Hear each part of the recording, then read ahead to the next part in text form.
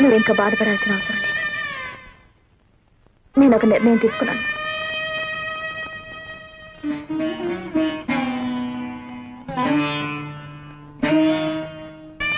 ఈ ఇంట్లోంచి వెళ్ళిపోదాం అనుకుంటున్నాను.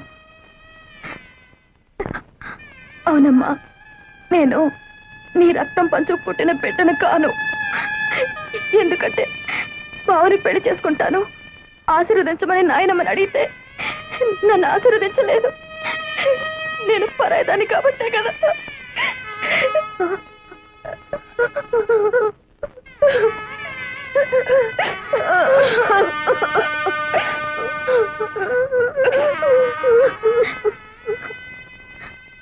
ఇన్నాళ్ళు నన్ను కన్న తల్లిలాగా పెంచినందుకు నీ రుణం ఎలా తీర్చుకోవాలో నాకు తెలియడం లేదప్పా.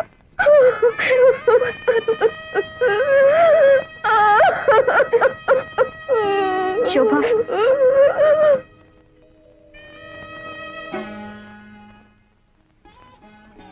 ఏమిటా నిర్ణయం? నాయనమ్మ నిన్ను ఆశీర్వదించకపోవడానికి కారణం బావ గురించి నీకన్నా ముందు నేను చెప్పాను. అందుకే అమ్మకు జరిగిన అన్యాయమే మనకు కూడా జరగకూడదన్న అయోమయంలో నిన్ను ఆశీర్వదించలేదమ్మో. అంత మాత్రం చేత నువ్వు కూతురు కాదనుకుంటే నేను కాకపోయిండొచ్చుగా.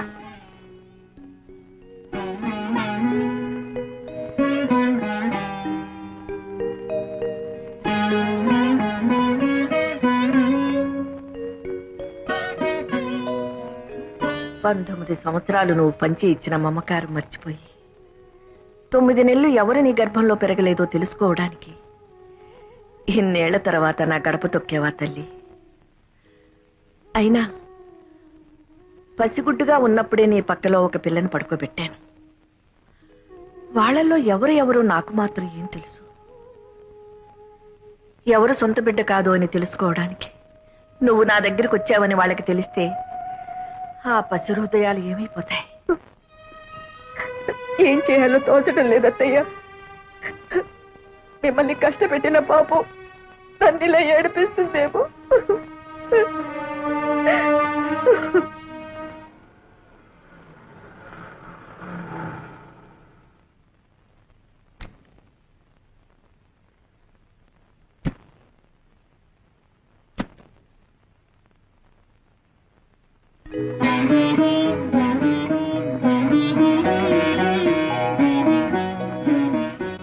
లోపలికి రావచ్చా?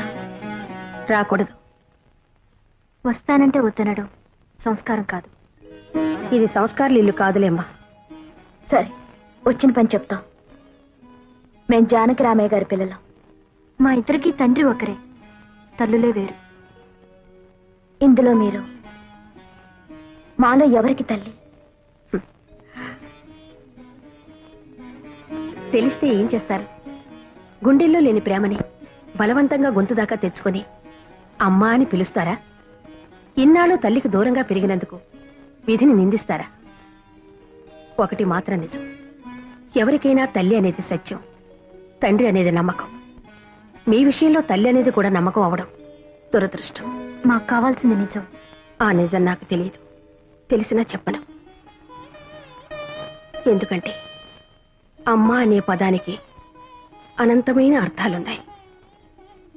ఆకలేసినప్పుడు పాలు పట్టేది అమ్మ, ఏడుపు వచ్చినప్పుడు కన్నీరు తుడిచేది అమ్మ, భయం వేసినప్పుడు ధైర్యం చెప్పేది, జబ్బు చేసినప్పుడు విలువెల్లాడిపోయేది అమ్మ.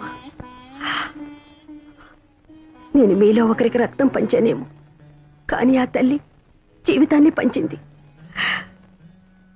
కేవలం 9 నెలలు కడుపులో మోసిన నేరానికి 19 ఏళ్లు పెంచిన తల్లిని గుండెల మీద తన్ని రావడం మాతృద్రోహం. వెళ్ళండమ్మా, ఆ మహాతల్లి మీ తల్లి. వెళ్ళండి.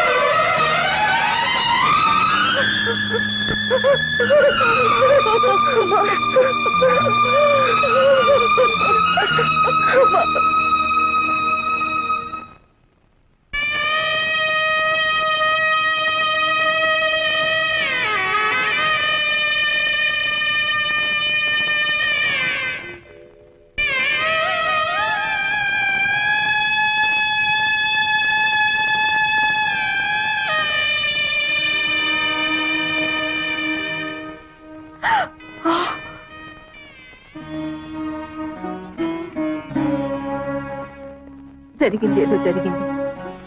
20 ఏళ్లుగా మిమ్మల్ని క్షోభ పెట్టి నేను నరకాన్ని అనుభవించాను. ఇప్పుడు అదంతా తవ్వుకుని ప్రయోజనం లేదు.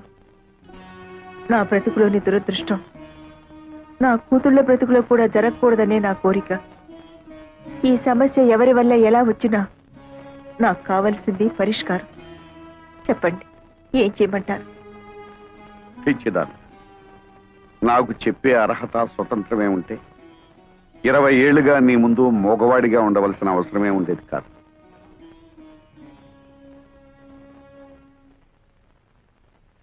అత్తయ్య, మీరైనా చెప్పండి, నన్నేం చేయమంటారు? బ్రతుకు చివరిలో ఉన్నదాన్ని నాకేం తెలుస్తుందమ్మా. బ్రతుకు మొదట్లో అడుగు పెట్టబోతున్న వాళ్ళని అడుగు. భగవంతుడా, నాకు పిచ్చెక్కిపోతుంది. నేనేటో తెలుసుకోలేకపోతున్నాను. అమ్మ శోభ, మీరేం పసిపిల్లలు కారు. ఈ సమస్య కొని తెచ్చుకుంది మీరు. దీనికి పరిష్కారం కూడా మీరే తెలుసుకోండి. నా వల్ల కాదు.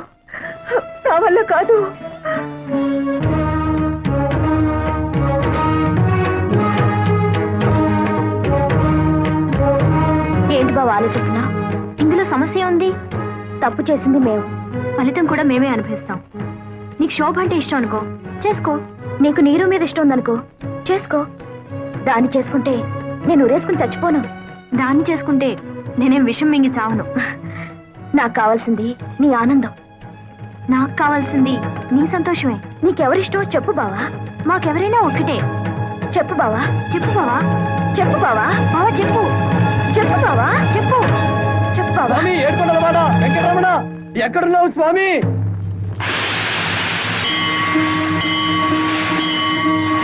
నాకు దారి చూపించు స్వామి. రానాయన, నీకోసమే ఎదురు చూస్తున్నాను. నా కోసం ఎదురు చూస్తున్నావా? అవును నాయన, నీకోసమే. నా కోసం నువ్వెదురు చూడటం ఏమిటి స్వామి? నువ్వు దేవుడివి, నేను మామూలు మానవుణ్ణి. వెంకటేశ్వరరావు, ఇద్దరు ఆడవాళ్ల మధ్య ఇరుక్కున్న తర్వాత నరుడైనా నారాయణుడైనా ఒక్కటే నాయన. పాటలు తప్పవు. ఇంతకీ నా సమస్యకి పరిష్కారం ఏమిటి స్వామి? అది చెబుతావనే బాబు నీకోసం ఎదురు చూస్తున్నాను.